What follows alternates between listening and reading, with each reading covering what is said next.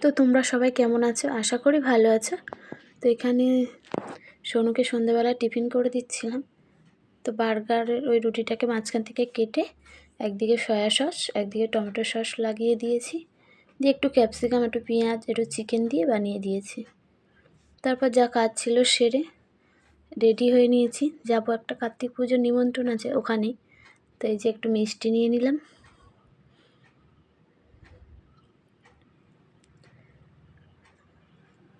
তারপর চলে এসেছিলাম, আর এই যে এখানে কার্তিককে দেখো কত সুন্দর লাগছে।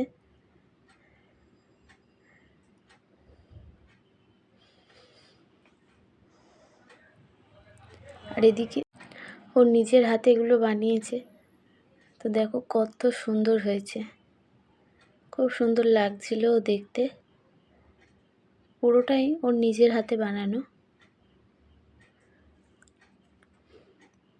তারপর আমরা গেলাম ছাদে, কারণ অনেকটা রাত হয়ে গেছে, আমরা খেয়ে নেব। তো এখানে প্রথমে ফল প্রসাদ দিয়েছিল, নাড়ু,